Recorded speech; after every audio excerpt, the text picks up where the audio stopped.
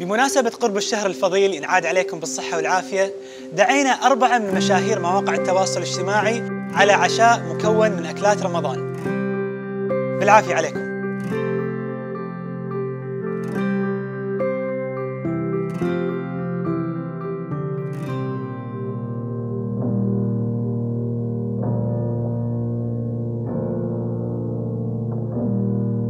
الحمد لله أكلنا وانبسطنا، ومثل ما أنتم شايفين الأكل الزايد كثير، وللأسف هذا هو الحال في بيوتنا في كل رمضان.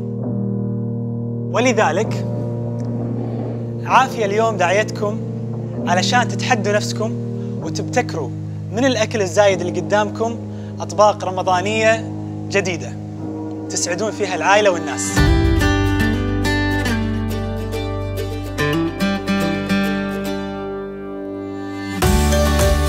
يلا الحين ورونا مهاراتكم